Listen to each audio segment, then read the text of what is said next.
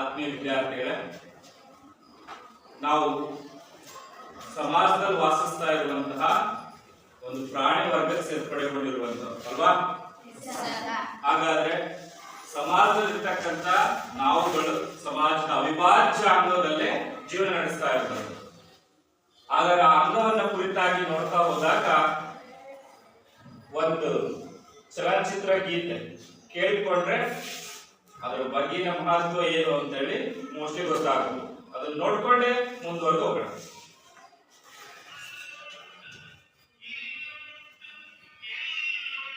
ಕೇಳಿಸ್ತಿದ್ಯಾ?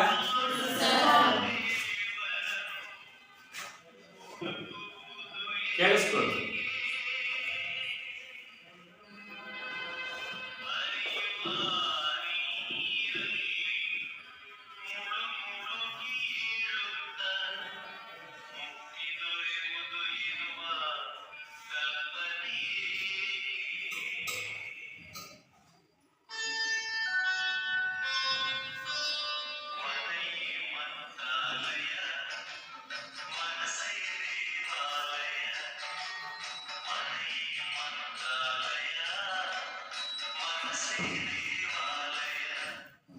ಕೇಳಿಸ್ಕೊಂಡಲ್ವಾ?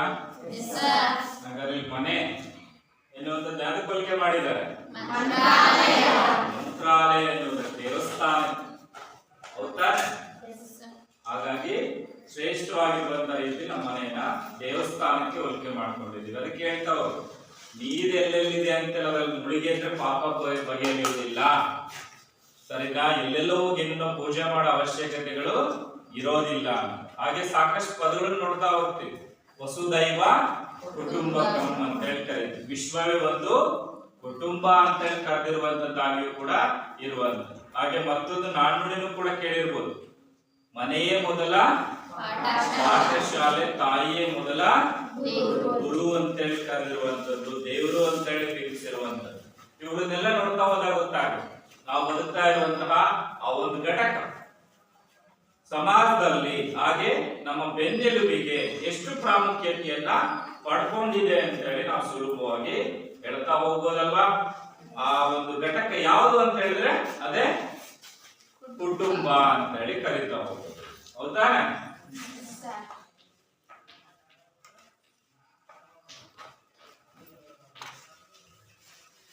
ನೋಡಾಗ ಕುಟುಂಬ ಅಂತ ಹೇಳಿ ಕರೀತಾರೆ. ಏನ್ ಸರ್ ಕುಟುಂಬ ಅಂತ? ಯಾವುದು ನಾವು ಕುಟುಂಬ ಅಂತ ಹೇಳಿ ಕರೀತೇವೆ.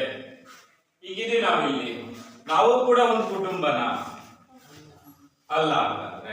ಹಾಗಾದ್ರೆ ಯಾವ್ದೊಂದು ಕುಟುಂಬ ಅಂತ ಹೇಳಿ ಕರಿಬೇಕು? ಜನರಿರುವಂತದ್ದು, ಮನುಷ್ಯರಿರ್ತಕ್ಕಂಥದ್ದು. ಹೌದಾನೆ? ಮಾನವರು ಬದುಕ್ತಾ ಇರುವಂತಹ ಘಟಕವನ್ನೇ ನಾವು ಕುಟುಂಬ ಅಂತ ಹೇಳಿ ಕರೀಬೇಕು. ಹಾಗಾದ್ರೆ ಇರುವಂತಹ ಆ ಮಾನವರಲ್ಲಿ ಯಾವ ರೀತಿಯ ಸಂಬಂಧ ಇದ್ರೆ ಅದನ್ನ ಕುಟುಂಬ ಅಂತ ಹೇಳಿ ಕರಿಬಹುದು?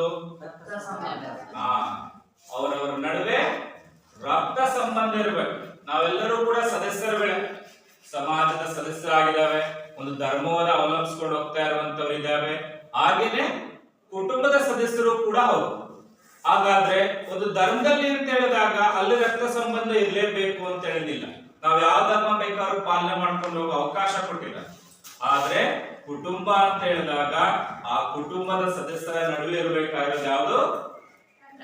ರಕ್ತ ಸಂಬಂಧ ಇರೋದು. ಹಾಗಾದ್ರೆ ರಕ್ತ ಸಂಬಂಧ ಅಂತ ಹೇಳಿ ಕರೆದಾಗ ಆ ರಕ್ತ ಸಂಬಂಧಕ್ಕೂ ಒಂದು ನಾವು ಹೆಸರನ್ನೇ ಸೂಚಿಸ್ತಾ ಹೋಗ್ಬೋದು. ಯಾರ ನಡುವಿನ ರಕ್ತ ಸಂಬಂಧದಿಂದ ಆ ಕುಟುಂಬ ಬೆಳೀತಾ ಬರುತ್ತೆ. ಯಾರ ನಡುವಿನ ರಕ್ತ ಸಂಬಂಧದಿಂದ ಕುಟುಂಬ ಎನ್ನುವಂಥದ್ದು ಬೆಳವಣಿಗೆಯಾಗಿ ಬರ್ತಾ ಹೋಗೋದು. ಯಾರ ನಡುವಿನ ರಕ್ತ ಸಂಬಂಧ?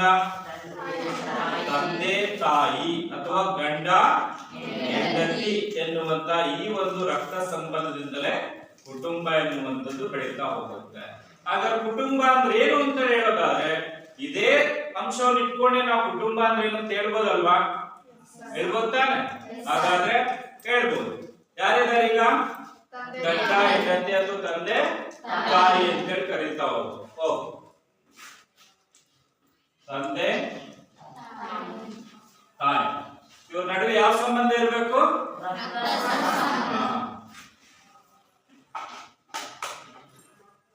ಇವರ ನಡುವೆ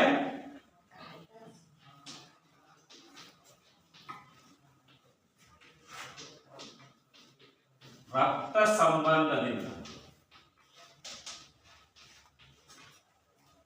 ಸಂಬಂಧದಿಂದ ರಚಿತವಾಗಿರುವಂತದ್ದು. ಗೊತ್ತಾನೆ?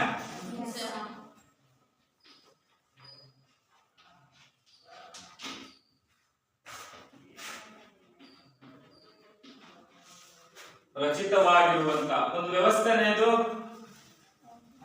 ಒಂದು ಘಟಕನ ಸಮಾಜದ ಒಂದು ಘಟಕ. ಹೌದಾ?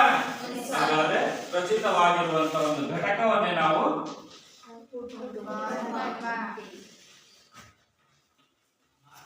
ಕುಟುಂಬ ಅಂತ ಹೇಳಿ ಕರೀತೀವಿ. ಕುಟುಂಬ ಅಂತ ಕರಿಬೋದು ತಾನೆ? ಇದೊಂದನ್ನೇ ಹೇಳ್ಬೇಕು ಅಂತೇನಿಲ್ಲ. ಕುಟುಂಬ ಅಂತ ಹೇಳಿದ್ರೆ ತಂದೆ ತಾಯಿ ಅವರ ರಕ್ತ ಸಂಬಂಧದಿಂದ ಜನಿಸಿದಂತಹ ಮಕ್ಕಳು ವಾಸಿಸುತ್ತಿರುವಂತಹ ಘಟಕವನ್ನೇ ಕುಟುಂಬ ಅಂತ ಹೇಳಿ ಕರೀಬಹುದು. ತಂದೆ ತಾಯಿ ಮಕ್ಕಳು ವಾಸಿಸುತ್ತಿರುವಂತಹ ಒಂದು ಘಟಕವನ್ನೇ ಕುಟುಂಬ ಅಂತ ಹೇಳಿ ಕರೀಬಹುದು. ಹೇಳ್ಬೋದು ತಾನೆ? ಅದರಲ್ಲಿ ತಂದೆ ತಾಯಿ ಅಂತೆಲ್ಲ ಇರ್ಬೇಕು, ಗಂಡ ಹೆಂಡತಿ ಅಂತೆಲ್ಲ ಇರ್ಬೇಕು, ಇಲ್ಲ ಬ್ಲಡ್ ರಿಲೇಷನ್ ರಕ್ತ ಸಂಬಂಧ ಎನ್ನುವುದರಿದ್ದಾಗ ಮಾತ್ರ ನಾವು ಅದನ್ನ ಕುಟುಂಬ ಅಂತ ಹೇಳಿ ಕರೀತಾ ಹೋಗ್ಬೋದಾಗಿರುವಂತದ್ದಿದೆ. ಓಕೆ, ಹಾಗಾದ್ರೆ ಕುಟುಂಬ ಅಂತ ಹೇಳಿ ನೋಡ್ತಾ ಹೋದಾಗ ಇದು ಲಕ್ಷಣಗಳ ಬಗ್ಗೆ ನೋಡ್ತಾ ಹೋದಾಗ ಇದು ಇವತ್ತು ನಿನ್ನೆ ಅಲ್ಲ. ಕುಟುಂಬ ಎನ್ನುವಂಥದ್ದು ಇವತ್ತು ನಿನ್ನೆನ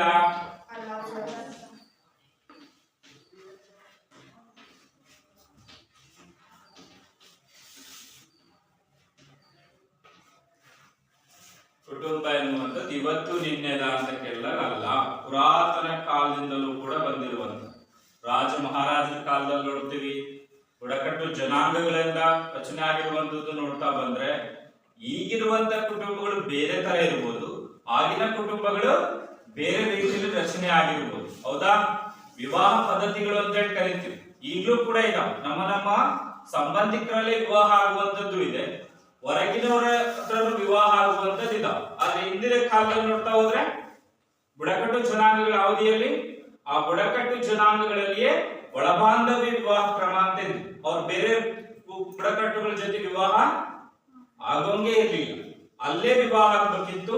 ಅಲ್ಲಿಯ ಜನಾಂಗದಿಂದಲೇ ಕುಟುಂಬಗಳು ರಚನೆ ಆಗ್ತಾ ಹೋಗ್ತಾ ಇತ್ತು. ಏನೇ ಇದ್ರೂ ಕೂಡ ಒಟ್ಟಾರೆಯಾಗಿ ಏನಿರ್ತಾ ಇದ್ದು ಕುಟುಂಬಗಳ ರಚನೆ ಹಾಗೆ ಆಗ್ತಿತ್ತು. ಹಾಗಾಗಿ ಕುಟುಂಬ ಎನ್ನುವಂಥದ್ದು ಇಂದು ನಿನ್ನೆದಲ್ಲ. ಹಾಗಾಗಿ ಕುಟುಂಬ ಎನ್ನುವಂಥದ್ದು ಪುರಾತನವಾದ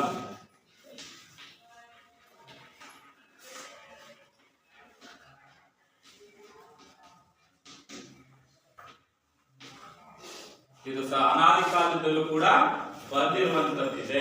ಮಾನವನಿಗೆ ಏನು ಈ ಒಂದು ಸಂಬಂಧಗಳ ಬೆಲೆ ಗೊತ್ತಾಯ್ತೋ, ಅವುಗಳಿಂದ ರಚಿತವಾದಂತ ರೀತಿಯಲ್ಲಿ ಸಂತಾನಾಭಿವೃದ್ಧಿಯಲ್ಲಿ ತೊಡಗ್ತಾ ಹೋದ್ನೋ, ಅಲ್ಲಿಂದಲೂ ಕೂಡ ತನ್ನದೇ ಆದಂತ ಒಂದು ಕುಟುಂಬವನ್ನು ರಚನೆ ಮಾಡ್ಕೊಳ್ಳೋದಕ್ಕೆ ಪ್ರಾರಂಭ ಮಾಡ್ತಾರೆ ಅಂತ ಹೇಳಿ ಕರಿತೀವಿ. ಹಾಗಾಗಿ ಪುರಾತನವಾದದ್ದು ಪ್ಲಸ್ ಆಗಿ ಕುಟುಂಬ ಸರ್ವವ್ಯಾಪಿಯಾದದ್ದು. ಕುಟುಂಬ ಸರ್ವವ್ಯಾಪಿ. ಏನ್ ಸರ್ವವ್ಯಾಪಿ ಅಂದ್ರೆ ಎಲ್ಲಾ ಕಡೆ ಇರುವಂತದ್ದು. ಪ್ರಪಂಚದಲ್ಲಿ ಎಷ್ಟು ರಾಷ್ಟ್ರಗಳನ್ನು ನೋಡ್ತಾ ಹೋಗ್ತೀವೋ ಆ ಎಲ್ಲಾ ರಾಷ್ಟ್ರಗಳಲ್ಲೂ ಕೂಡ ಕುಟುಂಬಗಳಿದಾವ, ಇದ್ದೇ ಇರ್ತಾವೆ. ನೋಡಿ, ಉದಾಹರಣೆಗೆ ನೋಡ್ತಾ ಹೋದ್ರೆ ನಿಮ್ಮ ಒಂದು ಹಳ್ಳಿ ಅಂತ ಹೇಳಿ ತೆಗೆದುಕೊಂಡ್ರೆ, ಕಂದಗಲ್ ಅಂತೇಳಿ ಅಂತ ಅನ್ಕೊಂಡ್ರೆ, ನಿಮ್ಮ ಊರ್ ಯಾವುದು ಅಂತ ಕೇಳಿದಾಗ ಕಂದಗಲ್ ಅಂತ ಹೇಳ್ತೇವೆ.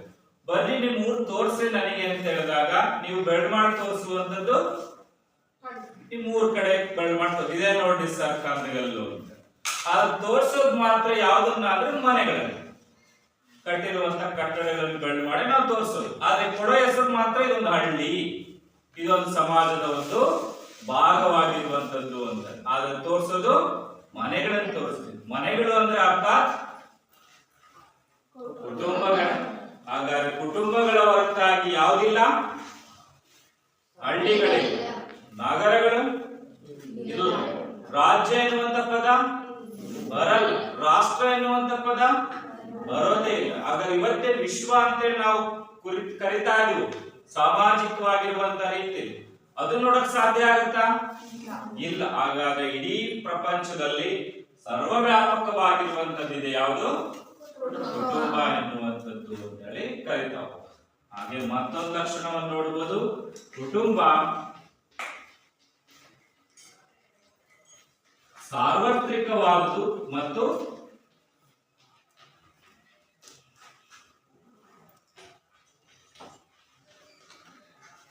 ಸಾರ್ವತ್ರಿಕವಾಗಿರುವುದು. ಸೇಮ್ ಎರಡೂ ಕೂಡ ಒಂದೇ ಅರ್ಥ ಬರುವಂತದ್ದಿದೆ.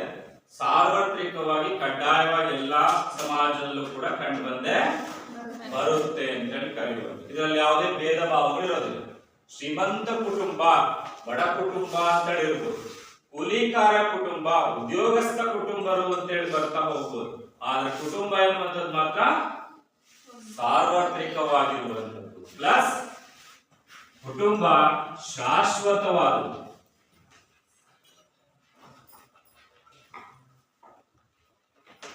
ಕುಟುಂಬ ಶಾಶ್ವತವಾದದ್ದು. ಯಾವುದೋ 10 ಕುಟುಂಬಗಳಲ್ಲಿ ಒಂದು ಕುಟುಂಬ ಮಕ್ಕಳ ಸಂತಾನವಿಲ್ಲದೆ ಅಂತ್ಯಗೊಳ್ಬಹುದು, ಆದ್ರೆ ಉಳಿದಂತ 9 ಕುಟುಂಬಗಳು ಮುಂದುವರಿತಾ ಇದ್ದಾವೆ. ನಾವು ಕಣ್ಣಾರೆ ನೋಡ್ತಾ ಇದ್ದೀವಿ ಸಮಾಜ. ಆಗ ಕುಟುಂಬ ಎನ್ನುವುದಕ್ಕೆ ಅಂತ್ಯ ಇದೆಯಾ? ಇಲ್ವೇ ಇಲ್ಲ. ಅವುಗಳು ಬೆಳವಣಿಗೆ ಆಗ್ತಲೇ ಹೋಗ್ತಿದಾವೆ, ಮುಂದುವರಿತಲೇ ಹೋಗ್ತಿದಾವೆ, ಅಗಾಧವಾಗಿ ವಿಸ್ತೃತ ಆಗ್ತಿದಾವೆ. ನಮ್ಮ ಇವತ್ತಿನ ಕುಟುಂಬಗಳೇ ನಾವು ನೋಡ್ತಾ ಹೋದಾಗ ನಮ್ಮ ತಂದೆ ಯಾರು, ಅವರ ತಂದೆ ಯಾರು ಅಂತ ಹೇಳಿದ್ರೆ ಮೂಲ ಮಟ್ಟಕ್ಕೆ ಹೋಗುತ್ತೆ. ಆದ್ರೆ ಇವತ್ತಿಗೆ ಅದನ್ನೆಲ್ಲ ವಿಸ್ತೃತ ತೆಗಿತಾ ಹೋದ್ರೆ ವಿಸ್ತಾರವಾದಂತ ರೀತಿಯಲ್ಲಿ ಚಾಚ್ಕೊಂಡು ಹೋಗಿದಾವೆ. ಹಾಗಾಗಿ ಕುಟುಂಬಗಳು ಶಾಶ್ವತವಾದಂತದ್ದು ಆಗಿದ್ದಾವೆ. ಹಾಗೆ ಮತ್ತೊಂದು ಲಕ್ಷಣ ನೋಡ್ತಾ ಹೋದರೆ ಕುಟುಂಬ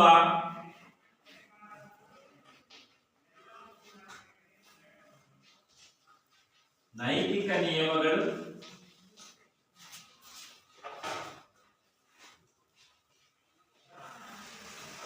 ಮತ್ತು ಸಂಪ್ರದಾಯಗಳನ್ನು ನಿಯಂತ್ರಿಸುತ್ತವೆ.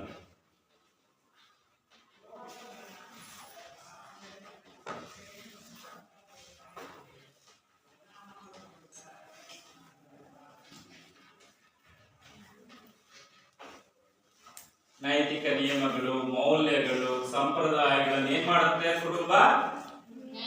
ಕಂಟ್ರೋಲ್ ಮಾಡ್ತಕ್ಕಂಥದ್ದಿದೆ. ಅದಕ್ಕೆ ಹೇಳಿದಾಗಲೇ ಮನೆಯ ಮೊದಲ ಪಾಠಶಾಲೆ ತಾಯಿಯೇ ಮೊದಲ ಗೂಡು ಕರಿತಾ ಹೋದ್ರು. ನಾವೇನೇ ಸಮಾಜದಲ್ಲಿ ಒಳಿತುಗಳನ್ನ ಕಲ್ತ್ಕೊಂಡಿದೀವಿ ಅಂದ್ರೆ ಮೊದಲು ನಾವು ಅವುಗಳನ್ನ ಕಲ್ತ್ಕೊಂಡಿದ್ದು ಎಲ್ಲಿ ಅಂದ್ರೆ ಕುಟುಂಬಗಳ ಮುಖಾಂತರವಾಗಿ ಕಲ್ತಿರುವಂಥದ್ದು. ಹೌದಾ? ಪ್ರೀತಿ, ವಿಶ್ವಾಸ, ಸಹನೆ, ತಾಳ್ಮೆ, ಹೊಂದಾಣಿಕೆ ಎನ್ನುವಂಥವು ಇವೆಲ್ಲವೂ ಕೂಡ ನಮ್ಮಲ್ಲಿ ಬಂದಿರುವಂತದ್ದು ಯಾರಿಂದ ಅಂದ್ರೆ ಕುಟುಂಬಗಳಿಂದ. ಹಾಗೆ ಧೈರ್ಯ ಎನ್ನುವಂಥದ್ದು ಕೂಡ ಬಂದಿರುವಂತದ್ದು ಕುಟುಂಬಗಳಿಂದಲೇ ಆಗಿರುವಂತದ್ದಿದೆ. ಉತ್ತಮ ಆದರ್ಶಗಳನ್ನು ಕಲ್ತಿರೋದೆಲ್ಲಿಂದ? ಕುಟುಂಬದಿಂದ. ನಮ್ಮನ್ನು ಕೂಡ ಸಮಾಜದಲ್ಲಿ ನಮ್ಮ ನೋಡಿ ಜನ ಗುರುತಿಸ್ತಾರೆ ಅಂದ್ರೆ ಯಾವುದರಿಂದ ಗುರುತಿಸ್ತಾರೆ? ನಮ್ಮಲ್ಲಿರುವಂತ ಲಕ್ಷಣಗಳು, ಆದರ್ಶಗಳೇನಿದ್ದಾವೆ, ನಿಯಮಗಳೇನಿದ್ದಾವೆ, ನಾವ್ ಹೇಗ್ ನಡೆನುಡಿ ಇದೆ, ನಮ್ಮ ಮಾತುಗಳು ಹೇಗಿದ್ದಾವೆ, ನಾವ್ ಹೇಗ್ ವರ್ತಿಸ್ತೀವಿ ಸಮಾಜದಲ್ಲಿ ಅಂತ. ಅವಾಗ ಉತ್ತಮವಾದಂತ ವರ್ತನೆಗಳು, ಉತ್ತಮವಾದಂತ ಮಾತುಗಳು, ಉತ್ತಮವಾದಂತ ನಡತೆ ಯಾರ ತಮ್ಮ ಕಂಡು ಬಂದ್ರೆ ಅವಾಗ ಅವರನ್ನ ಯಾರಾದ್ರೂ ಕೂಡ ಕೇಳೋದು ಯಾವ ರೀತಿಯಲ್ಲಿ ಅಂದ್ರೆ ನಿಮ್ಮ ತಂದೆ ತಾಯಿಗಳು ಯಾರು, ಒಳ್ಳೆ ನಡೆನುಡಿಗಳನ್ನು ಕಳಿಸಿದ್ದಾರೆ, ಒಳ್ಳೆ ಕುಟುಂಬದಿಂದ ಬಂದಿರೋರಾಗಿದ್ದಾರೆ ಅಂತೇಳಿ ಅದರಲ್ಲಿ ಬೆಲೆ ಸಿಗುವಂತದ್ದು ಕುಟುಂಬ ಸಮಾಜದಲ್ಲಿ. ಹೌದಾ? ಹಾಗಿದ್ದಾಗಲೇ ನಾವು ಹೇಳ್ತಾ ಹೋಗ್ತೀವಿ ನೈತಿಕ ನಿಯಮಗಳನ್ನ, ನಮ್ಮ ಸಂಪ್ರದಾಯಗಳನ್ನ ನಿಯಂತ್ರಿಸ್ಕೊಂಡು ಹೋಗ್ತಾ ಇದ್ದಾವೆ ಕುಟುಂಬಗಳು. ನಮಗೆ ಪೂಜೆ ಪುನಸ್ಕಾರ ಇವತ್ತೇನೋ ಬಲವಂತವಾಗಿ ನಾವು ಪೂಜೆ ಪುನಸ್ಕಾರ ಮಾಡ್ತಾ ಇರ್ಬೋದು, ಆದ್ರೆ ಅವುಗಳನ್ನೆಲ್ಲ ನಮಗೆ ಕಲಿಸಿರೋದು ಯಾವುದು ಅಂದ್ರೆ ಕುಟುಂಬ ಅಂತೇಳಿ ಕರೀತಾ ಹೋಗ್ತೀವಿ. ಗುರು ಹಿರಿಯರಿಗೆ ಬೆಲೆ ಕೊಡಬೇಕು, ನಮಗಿಂತ ಕಿರಿಯವರನ್ನ ಪ್ರೀತಿಯಿಂದ ಕಾಣಬೇಕಾಗುತ್ತೆ ಅನ್ನುವಂಥದ್ದನ್ನ ನಾವು ಕಲ್ತಿರೋದು ಎಲ್ಲಿಂದ ಅಂದ್ರೆ ಕುಟುಂಬಗಳಿಂದ. ಹಾಗೆ ನೆಕ್ಸ್ಟ್ ಮುಂದುವರೆದಿರುವಂತದ್ದು, ಹಾಗೆ ಪ್ರಮುಖವಾಗಿರುವಂತ ಮತ್ತೊಂದು ಪ್ರಮುಖ ಲಕ್ಷಣ ಕುಟುಂಬದ್ದೇನಪ್ಪಾ ಅಂದ್ರೆ ಕುಟುಂಬ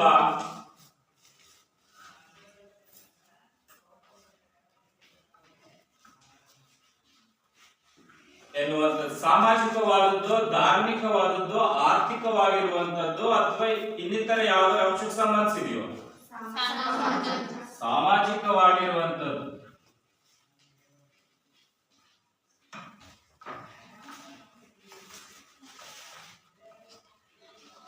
ಕುಟುಂಬ ಸಾಮಾಜಿಕವಾಗಿರುವಂತದ್ದು, ಸಮಾಜಕ್ಕೆ ಸಂಬಂಧಿಸಿರುವಂತದ್ದು. ಯಾವುದೇ ಒಂದು ಸಮಾಜ ಕುಟುಂಬ ಇಲ್ಲದೆ ಇರೋದಕ್ಕೆ ಸಾಧ್ಯನೇ ಇಲ್ಲ ಅಂತ ಹೇಗೆ ಕರಿತೀವೋ ಆ ಗ್ರಂಥದಲ್ಲೇ ಇದು ಸಾಮಾಜಿಕ ಅಂಶಗಳಿಂದಲೇ ರಚಿತವಾಗಿರುವಂತದ್ದಿದೆ. ಸಾಕಷ್ಟು ಬಾರಿ ಹೇಳ್ತಾರೆ, ನಿಮಗೆ ಎಲ್ಲಾ ಸವಲತ್ತುಗಳನ್ನು ಕೂಡ ಕೊಟ್ಬಿಟ್ಟು ನೀವು ಒಬ್ಬರನ್ನೇ ಕರ್ಕೊಂಡು ಹೋಗಿ ಒಂದ್ ಬೆಟ್ಟದ ಮೇಲೆ ಏನಾದ್ರು ಕೂಡ ಮನೆ ಮಾಡಿ, ನೀವು ಒಬ್ಬರೇ ಇರ್ಬೇಕು, ನಿಮಗೆ ಬೇಕಾದಂತ ಎಲ್ಲಾ ಸವಲತ್ತುಗಳನ್ನು ಕೂಡ ಕೊಡ್ತೀವಿ, ಆದ್ರೆ ಬೇರೆಯವ್ರ ಜೊತೆ ಸಂವಹನ ಮಾಡೋದಕ್ಕೆ ಬೇಕಾದಂತ ಏನನ್ನೂ ಕೂಡ ಕೊಡಲ್ಲ. ಟಿವಿ, ರೇಡಿಯೋ, ಮೊಬೈಲ್, ನ್ಯೂಸ್ ಪೇಪರ್ಸ್ಗಳು ಸಿಗಲ್ಲ, ಯಾವ ಜೊತೆಗೂ ಮಾತಾಡಕ್ ಅವಕಾಶ ಇಲ್ದಂಗೆ ನಿಮಗೆ ತಿನ್ನೋದಕ್ಕೆ ಬೇಕಾಗಿರುವಂತದ್ದು, ಆಟ ಆಡೋದಕ್ಕೆ ಬೇಕಾಗಿರುವಂತ ಎಲ್ಲದನ್ನು ಕೂಡ ಕೊಟ್ರೆ ನಾವಿರ್ತೀವ? ಇರೋದಿಲ್ಲ. ಯಾಕೆಂದ್ರೆ ನಾವೊಬ್ಬ ಸಾಮಾಜಿಕ ಜೀವಿ ಆಗಿರ್ತಕ್ಕಂಥವ್ರು, ಸಮಾಜದಲ್ಲಿ ಇರುವಂತವ್ರು, ಕುಟುಂಬದಲ್ಲಿ ಬದುಕೋದಿಕ್ಕೆ ಎಲ್ಲರೂ ಕೂಡ ಇಚ್ಛೆಯನ್ನ ವ್ಯಕ್ತಪಡಿಸ್ತಾರೆ. ಹಾಗಾಗಿ ಕುಟುಂಬ ಸಮಾಜದ ಅವಿಭಾಜ್ಯ ಅಂಶ, ಬಿಡಿಸೋದಿಕ್ ಸಾಧ್ಯನೇ ಇಲ್ಲ, ಸಮಾಜದಿಂದ ಹೊರ ತೆಗೆಯೋದಿಕ್ ಸಾಧ್ಯ ಇಲ್ಲ. ಯಾಕೆ ಅಂತ ಹೇಳಿ ಆಗಲೇ ಹೇಳಿದ, ನೀವು ಬೆಳ್ ಮಾಡಿ ತೋರಿಸ್ತೀರಾ ಊರು ಅಂತ ಹೇಳಿದ್ರೆ ಅಂತ ಹೇಳಿದ್ರೆ ತೋರ್ಸೋದು ಯಾವ್ದನ್ನಪ್ಪ ಅಂದ್ರೆ ಮನೆಗಳು, ಕುಟುಂಬಗಳನ್ನೇ ತೋರಿಸ್ಬೇಕು ಮಕ್ಕಳು. ಹಾಗಾಗಿ ಇದನ್ನ ಸಮಾಜದಿಂದ ತೆಗೆದಾಕಿದ್ರೆ ಅಲ್ಲಿ ಏನೂ ಉಳಿಯೋದು, ತೋರ್ಸೋದಿಕ್ಕೆ ಏನೂ ಕೂಡ ಇರೋದಿಲ್ಲ. ನಿಮ್ ಊರಲ್ಲಿ ಯಾರು ಇದ್ದಂಗಿರೋದು, ಯಾವ ಮನೆಗಳು ಇದ್ದಂಗಿರುವಂತ ರೀತಿಲಿ ಇದ್ದು ಕಂದಗಲ್ಲು ಅಂತ ಹೇಳಿ ಕರೆದಾಗ ಅದನ್ನೊಂದು ಹಳ್ಳಿ, ಗ್ರಾಮ ಅಂತ ಬಿಡಿಸೋದಿಕ್ಕೆ ಸಾಧ್ಯನೇ ಆಗೋದು. ಹಾಗಾಗಿ ಈ ಅಂಶಗಳೆಲ್ಲವೂ ಕೂಡ ಕುಟುಂಬದ ಲಕ್ಷಣಗಳಾಗಿ ನಾವು ನೋಡ್ತಾ ಹೋಗೋದಾಗಿದೆ. ಹಾಗಾದ್ರೆ ಕುಟುಂಬ ಎನ್ನುವಂತಹ ವ್ಯವಸ್ಥೆ ಸಂಬಂಧಿಸಿದಂತೆ ಕೆಲವೊಂದಷ್ಟು ಪದಗಳು ಬರ್ತಾವ, ಅದರಲ್ಲಿ ಅವುಗಳು ಯಾವ್ಯಾವ?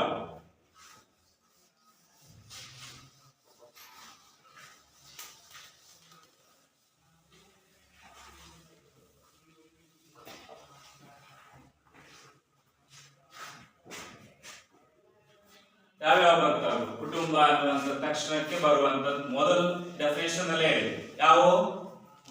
ತಂದೆ, ತಾಯಿ. ಹೌದಾ? ತಂದೆ ತಾಯಿ ಇವರು ಕೆಲಸಗಳೇನು, ಇವರ ಜವಾಬ್ದಾರಿಗಳೇನು, ಇವ್ರಿಗೆ ಯಾಕೆ ಬೆಲೆ ಕೊಡ್ಬೇಕು? ಯಾಕೆ ನಾವು ಬೈಯಲ್ಲ ನಮ್ಮ ತಂದೆ ತಾಯಿಗಳನ್ನು? ಯಾಕಂದ್ರೆ ನಮ್ಮ ಜನ್ಮಕ್ಕೆ ಕಾರಣೀಭೂತರಾಗಿರುವಂತ, ನಮ್ಮನ್ನು ಸಾಕಿ ಸಲಹಿರುವಂತ, ಮಾಂಸದ ಮುದ್ದೆ ಅಂತಿರುವಂತ ನಮ್ಮ ನಿಮ್ಮನ್ನೆಲ್ಲರೂ ಕೂಡ ಇವತ್ತು ಈ ಲೆಕ್ಕಕ್ಕೆ, ಈ ಸ್ಥಾನಕ್ಕೆ ತಂದಿರೋರು ಯಾರು ಅಂದ್ರೆ ಪ್ಲಸ್ ಇವರಿಂದ ರಚಿತವಾಗಿರುವಂತದ್ದು ಯಾರು? ಮತ್ತೆ ಮಕ್ಕಳು ಅಂತ ಹೇಳಿ ಕರೀತಾರೆ. ಇವರುಗಳಿಂದ ರಚಿತವಾಗಿರೋದೇ ಕುಟುಂಬ. ಹಾಗಾಗಿ ತಂದೆ ತಾಯಿ ಮಕ್ಕಳೆನ್ನುವಂತ ಬಾಂಧವ್ಯನೇ ಕುಟುಂಬಕ್ಕೆ ತಳಹದಿಯಾಗಿರುವಂತದ್ದು. ಇವರಿಂದಲೇ ನಾವು ಇವತ್ತಿನ ದಿವಸ ನೋಡ್ತಾ ಇರುವಂತದ್ದು ಸಂಬಂಧಗಳು ಅಂತ ಹೇಳಿ ನೋಡೋದು. ಯಾರನ್ನ ಅತ್ತೆ ಮಾವ ಅಂತ ಕರಿತೇವೆ, ಚಿಕ್ಕಪ್ಪ ಅಂತ ಕರಿತೇವೆ, ದೊಡ್ಡಪ್ಪ ಅಂತ ಕರಿತೇವೆ, ಅಜ್ಜ ಅಂತ ಕರಿತೇವೆ, ಅಜ್ಜಿ ಅಂತ ಹೇಳಿ ಕರಿತೇವೆ. ಗೊತ್ತಾನೆ? ಅಣ್ಣ ತಂಗಿ ಎನ್ನುವಂತ ಪದಗಳು ಬಳಕೆ ಮಾಡಿ ನೋಡ್ತೀವಿ. ಅಂದ್ರೆ ಮೂಲತಃ ಯಾವ ಸಂಬಂಧದ ರಚನೆ ಆಗಿರುವುದಂದ್ರೆ ಇವುಗಳಿಂದಲೇ ರಚಿತವಾಗಿ ಆ ಸಂಬಂಧಗಳು ಇವತ್ತು ವಿಸ್ತೃತವಾಗಿ ಬೆಳೆದಾಗ ಅವರು ಗುರುತಿಸ್ತಾ ಇದ್ರು. ಇವರೇ ಇಲ್ಲ ಅಂತ ಹೇಳಿದಾಗ ಆ ಸಂಬಂಧಗಳನ್ನ ಯಾವನ್ನು ಗುರುತಿಸೋದಕ್ಕೆ ಸಾಧ್ಯನೇ ಇಲ್ಲ, ಅವಕಾಶನೇ ಸಿಗೋದಿಲ್ಲ. ಹೌದೇ ಇಲ್ಲ? ನನ್ನ ತಂದೆ ತಾಯಿಗಳು ಯಾರು ಅಂತ ಹೇಳಿ ನನಗೆ ಗೊತ್ತಿಲ್ಲ ಅಂತ ಹೇಳಿದಾಗ ಯಾವ ಸಂಬಂಧಗಳು ನಮ್ ಕೈ ಸಿಗಲ್ಲ. ಆದ್ರೆ ಇವೆಲ್ಲ ನಮ್ ಕೈ ಸಿಕ್ಕಾಗ ಮಾತ್ರ ಇವರಿಂದ ರಚಿತವಾಗಿರುವಂತಹ ಸಂಬಂಧಗಳ ಗುಂಪೆ ನಮಗೆ ಸಿಗ್ತಾ ಹೋಗುತ್ತೆ. ಹಾಗಾಗಿ ಇವರ ನಡುವಿನ ಬಾಂಧವ್ಯಗಳು ಏನಿದಾವೆ ಸಾಮಾಜಿಕ ಒಪ್ಪಂದಕ್ಕೊಳಪಟ್ಟಿರೋದು. ತಂದೆ ತಾಯಿ ಮಕ್ಕಳನ್ನು ಸಾಕ್ಲೇಬೇಕಾ? ಸಾಕ್ಲೇಬೇಕಾ? ಯಾವ್ದಾರ ಕಾನೂನು ಹೇಳುತ್ತಾ? ಇದು ಸಾಮಾಜಿಕ ಒಡಂಬಡಿಕೆ. ತಾನೆತ್ತಿರುವಂತ ಮಕ್ಕಳನ್ನ ಸಾಕಿ ಸಲಹಿ ದೊಡ್ಡವರನ್ನಾಗಿ ಮಾಡುವಂತದ್ದು ಸಾಮಾಜಿಕ ಒಡಂಬಡಿಕೆಯಾಗಿ ತಂದೆ ತಾಯಿಗಳ ಆದ್ಯ ಕರ್ತವ್ಯ. ಹಂಗಾದ್ರೆ ಬೆಳೆದ ನಂತರದಲ್ಲಿ ದೊಡ್ಡವರಾದಂತ ಮಕ್ಕಳುಗಳು ತಂದೆ ತಾಯಿಗಳನ್ನು ಕಾಪಾಡಲೇಬೇಕು ಅಂತ ಹೇಳಿದ್ಯಾ? ಇತ್ತೀಚೆಗೆ ಬಂದಿರುವಂತ ಕಾನೂನುಗಳು ತಂದೆ ತಾಯಿಗಳನ್ನ ಮನೆಯಿಂದ ಹೊರ ಹಾಕಿದ್ರೆ ಅವರ ಆಸ್ತಿಗಳಲ್ಲಿ ಪಾಲು ಕೇಳುವ ಅಧಿಕಾರ ಮಕ್ಕಳಿಗಿಲ್ಲ ಅಂತ ಹೇಳಿ ಬರುವಂತ ಕಾನೂನು. ಅವಾಗ ಆಸ್ತಿ ಆಸ್ತಿ ಪಾಸ್ತಿಗಾರರು ಕೂಡ ಏನ್ರಿ ತಂದೆ ತಾಯಿ ಹೊರ ಹಾಕೋದು. ಕ್ಲಿಯರ್? ಆದ್ರೂ ಕೂಡ ಸಾಮಾಜಿಕ ಒಡಂಬಡಿಕೆಯಾಗಿ ನಾವು ಏನ್ ಮಾಡ್ತೀವಿ, ನಮ್ಮನ್ನ ಸಾಕಿರುವಂತ ನಮ್ಮ ತಂದೆ ತಾಯಿಗಳಿದ್ದಾರೆ, ನಮ್ಮನ್ನು ಬೆಳೆಸಿ ದೊಡ್ಡವ್ರನ್ನ ಮಾಡಿದ್ದಾರೆ. ಹಾಗಾಗಿ ನಾವೇನ್ ಮಾಡ್ಬೇಕು, ವಯಸ್ಸಾದ ನಂತರದಲ್ಲಿ ನಮ್ಮ ತಂದೆ ತಾಯಿಗಳನ್ನ ನಾವು ಕಾಪಾಡಬೇಕು ಅಂತೇಳಿ ಹೌದಾ? ಆ ರೀತಿಯಾಗಿರ್ತಕ್ಕಂಥ ವ್ಯವಸ್ಥೆಗಳು. ಹಾಗೆ ನೆಕ್ಸ್ಟ್ ಕುಟುಂಬ ಅಂದ ತಕ್ಷಣ ಮತ್ತೆ ಬರುವಂತ ಎರಡು ಅಂಶಗಳು ಅಂತ ಹೇಳಿದ್ರೆ, ಒಂದು ಬಾಲ್ಯ, ಮತ್ತೊಂದು ಯೌವನ ಅಂತೇಳಿ ನೋಡೋದು. ಬಾಲ್ಯ ಮತ್ತು ಯೌವನಾವಸ್ಥೆಗಳು ಅಂತೇಳಿ ಕರೀತಾವೆ. ಬಟ್ ನಾವೆರಡೂ ಕೂಡ ಕಳೆಯತಕ್ಕಂಥದ್ದು ಎರಡು ಪ್ರಕ್ರಿಯೆಗಳನ್ನ ಕುಟುಂಬಗಳಲ್ಲಿ. ನಮ್ಮ ಬಾಲ್ಯಾವಸ್ಥೆಯಲ್ಲಿ ನಾವು ಡಿಪೆಂಡ್ ಆಗಿರ್ತೀವಿ ತಂದೆ ತಾಯಿಗಳ ಮೇಲೆ. ಹೌದಾ? ನೀವೆಲ್ಲರೂ ಕೂಡ ಬಾಲ್ಯಾವಸ್ಥೆಯಲ್ಲಿ ಇರ್ತಕ್ಕಂಥವ್ರು ತಂದೆ ತಾಯಿಗಳ ಮೇಲೆ ಅವಲಂಬಿತರಾಗಿರೋರು. ಸರಿನಾ? ಹಾಗಾದ್ರೆ ನೋಡ್ತಾ ಹೋಗ್ತೀನಿ, ಕೇಳ್ತಾ ಹೋಗ್ತೀನಿ. ಸರಿನಾ? ಯಾರಾದ್ರೂ ಕೂಡ ಹೇಳ್ಬೋದು. ನಿಮಗೆ ಏನಾದ್ರು ಬೇಕು ಅಂತ ಹೇಳಿದಾಗ, ನಿನ್ನ ಅವಶ್ಯಕತೆ ಈಡೇರಿಸ್ಕೋಬೇಕು ಅಂತ ಹೇಳಿದಾಗ ನೀನೇ ಆ ಅವಶ್ಯಕತೆ ಈಡೇರಿಸ್ಕೊಳ್ಳೋ ಪ್ರಯತ್ನ ಪಡ್ತೀವೋ ಅಥವಾ ಯಾರನ್ನಾರ ಕೇಳ್ತೀವೋ? ನಿಮ್ಮ ತಂದೆ ತಾಯಿಗಳನ್ನೇ ಕೇಳೋ ಪ್ರಯತ್ನ ಮಾಡುವುದು. ಸಿಡ ನಾವೇನೇ ಇವತ್ತು ಬಾಲ್ಯಾವಸ್ಥೆ ಇರುವಂತ ನಾವುಗಳು ನಮ್ಮ ಅವಶ್ಯಕತೆ ಏನಿದೆ ಅಂದ್ರೆ ಕೇಳೋದು ಯಾರನ್ನ? ತಂದೆ ತಾಯಿಗಳನ್ನೇ ಬಯಸ್ತಾ ಹೋಗ್ತೀವಿ ಅಂತ. ಹಾಗೆ ಮುಂದುವರೆದಾಗೆ ಯೌವನಾವಸ್ಥೆಗೆ ಬಂದಾಗಲೂ ಕೂಡ ಅಷ್ಟೇ ನಮ್ಮ ಜವಾಬ್ದಾರಿಗಳನ್ನ ನಿಭಾಯಿಸ್ಕೊಂಡು ಹೋಗುವಂಥದ್ದು ತಂದೆ ತಾಯಿಗಳ ಕರ್ತವ್ಯವೂ ಕೂಡ. ನಮ್ಮ ವಿವಾಹ ಮಾಡ್ತಕ್ಕಂಥದ್ದನ್ನು ಕೂಡ ನೋಡ್ತಾರೆ. ನಮಗೆ ಉತ್ತಮ ವಿದ್ಯಾಭ್ಯಾಸ ಕೊಡುವಂಥದ್ದು, ನಮಗೆ ಉತ್ತಮವಾದಂತಹ ಜವಾಬ್ದಾರಿತ ಸ್ಥಾನಕ್ಕೆ ನಮ್ಮ ಕಲ್ಪಿಸುವಂಥದ್ದು ಕೂಡ ತಂದೆ ತಾಯಿಗಳ ಕರ್ತವ್ಯ ಅಂತ ಹೇಳಿ ನೋಡಿ. ಯಾವ ರೀತಿಯಲ್ಲಿ ಇವು ಕುಟುಂಬದ ರಚನೆಗೆ ಅವಕಾಶ ಮಾಡಿಕೊಟ್ಟಿದ್ದಾರೆ. ಹಾಗೆ ಕೂಡ ಉದಾಹರಣೆ ಕೊಡ್ತಾ ಹೋಗ್ಬೋದು. ನಿಮ್ಮ ಸ್ನೇಹಿತರೇನಾದ್ರೂ ಕೂಡ ನೀವು ಜಗಳ ಆಡ್ಬೇಕಾದ್ರೆ ಯಾರೋ ನಿಮಗೆ ಹೊಡೆದ್ರು ಅಂದ ತಕ್ಷಣ ನೀವು ಹೇಳುವಂಥದ್ದು ಏನಂತ ಮೊದಲು ಏನ್ ಮಾಡ್ತೀರಾ? ನಮ್ಮ ಅಪ್ಪಾಜಿನ ಕರ್ಕೊಂಡ್ ಬರ್ತೀನಿ ಅಂತ ಹೇಳಿ ಹೇಳೋದು. ಹೌದಾ?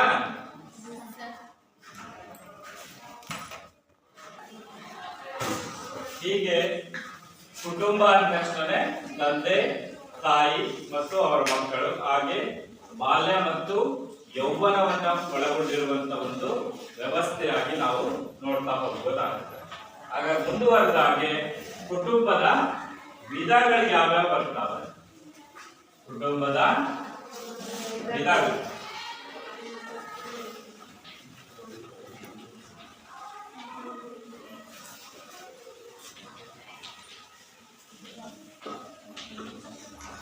ನೋಡಿ. ಕುಟುಂಬದ ವಿಧಗಳು ಅಂದ ತಕ್ಷಣದಿಂದಲೇ ನಾವು ಒಂದೇ ರೀತಿಯಲ್ಲಿ ಒಂದೇ ದೃಷ್ಟಿಕೋನದಲ್ಲಿ ಕುಟುಂಬದ ವಿಧಿಗಳನ್ನು ಮಾಡಕ್ ಸಾಧ್ಯ ಇದೆ. ನೋಡಿ, ಕೆಲವೊಂದು ಅಂಶಗಳನ್ನ ಹೇಳ್ತಾ ಹೋಗ್ತೇವೆ. ಮೊದಲನೇದಾಗಿ ವಿವಾಹ ಎನ್ನುವಂತ ಅಂಶವನ್ನು ಆಧಾರವಾಗಿ ಇಟ್ಕೊಂಡು ಕುಟುಂಬಗಳನ್ನು ವಿಂಗಡಣೆ ಮಾಡಬಹುದು. ವಿವಾಹ ಆಧಾರದ ಹೇಗೆ ಸಾಧ್ಯ? ಯಾವ ರೀತಿ ಅಂತ ಹೇಳಿದಾಗ, ವಿವಾಹನ ಆಧಾರವಾಗಿ ಇಟ್ಕೊಂಡು ಏಕಪತ್ನಿತ್ವ ಕುಟುಂಬ,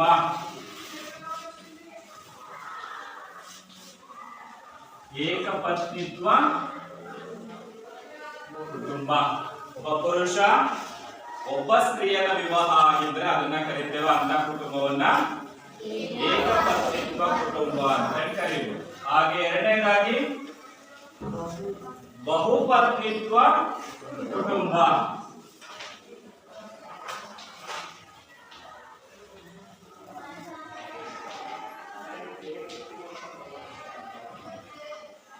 ಹಾಗೆ ಮೂರನೇದಾಗಿ ಬಹುಪತಿತ್ವ ಕುಟುಂಬ.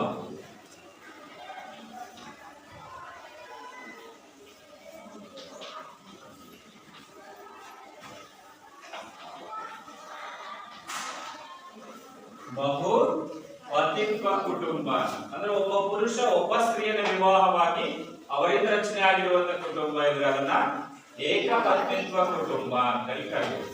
ಹಾಗೆ ಒಬ್ಬ ಪುರುಷ ಹಲವಾರು ಸ್ತ್ರೀಯರನ್ನ, ಇಬ್ಬರಿಗಿಂತ ಹೆಚ್ಚು ಸ್ತ್ರೀಯರನ್ನ ವಿವಾಹ ಆಗಿದ್ರೆ ಅದನ್ನ ಬಹುಪತ್ನಿತ್ವ ಕುಟುಂಬ. ರಾಜ ಮಹಾರಾಜರ ಕಾಲಾವಧಿಯಲ್ಲಿ ರಾಜಪ್ರಭುತ್ವದಲ್ಲಿರುವಂತವರು ಸಾಮಾನ್ಯವಾಗಿ ಬಹುಪತ್ನಿತ್ವದ ಆಚರಣೆ ಇರುವಂತದ್ದು.